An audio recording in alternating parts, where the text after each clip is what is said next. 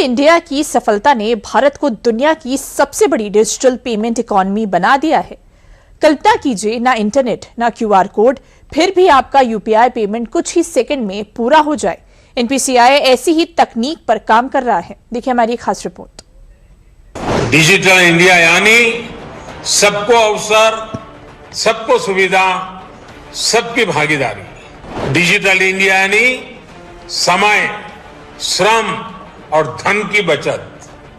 Digital India ने देश में जो सामर्थ्य पैदा किया है, उसने कोरोना वैश्विक महामारी से मुकाबला करने में भारत की बहुत मदद की है।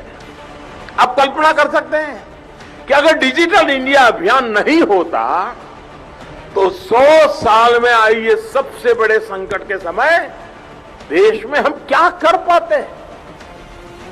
साल 2014 में सत्ता संभालने के बाद पीएम मोदी ने एक सपना देखा था। वो सपना था डिजिटल इंडिया का। बीते 12 सालों में भारत ने न सिर्फ उन सपनों को साकार किया, बल्कि हिंदुस्तान एक ऐसे डिजिटल क्रांति का गवाह बना जिसने देश में ट्रांजैक्शन की तस्वीर बदल दी। लेकिन सफर यही नहीं थमने वाला है। जो कैशलेस ट्रांजैक्शन कभी सपना हुआ करता था, अब उस ट्रांजैक्शन के लिए इंटरनेट की भी आवश्यकता नहीं पड़ने वाली है। यूपीआई से पेमेंट करते वक्त अगर आपका इंटरनेट चला जाता है तो क्या आप पेमेंट कर पाते हैं? जवाब है नहीं। लेकिन अब ऐसा नहीं होने वाला है। भारत में डिजिटल पेमेंट का अगला बड़ा कदम बिना इंटरनेट के यूपीआई ट्रांजैक्शन है।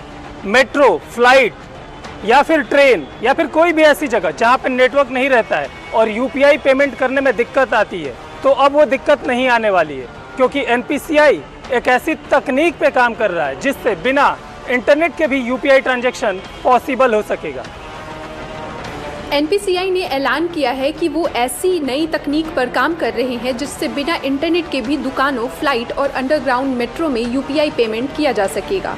अगर ये सुविधा शुरू होती है तो खराब नेटवर्क या इंटरनेट न होने की वजह से पेमेंट फेल होने की समस्या मानो खत्म ही हो जाएगी। ये सिस्टम कैसे काम करेगा, इसको भी समझ लेते हैं।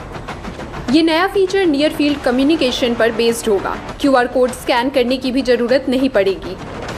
एनएफसी सपोर्ट वाले स्मार्टफोन को मशीन पर टैप करते ही पेमेंट हो जाएगा। न तो फ़ोन में इंटरनेट होना जरूरी है, ना ही दुकानदार के पीओएस मशीन में।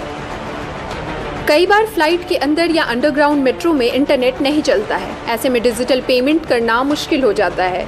एनपीसीआई का ये फीचर खास तौर पर वहीं के लिए लाया जा रहा है जहां नेटवर्क नहीं होता है।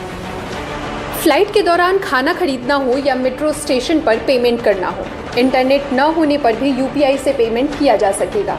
लेकिन इसका इस्तेमाल करने के लिए सिर्फ ग्राहकों का फ़ोन ही नहीं, बल्कि दुकानदारों के पीओएस टर्मिनल भी नए सिस्टम के लिए सर्टिफाइड होना चाहिए। हालांकि शुरुआत में पेमेंट की लिमिट तय की जाएगी।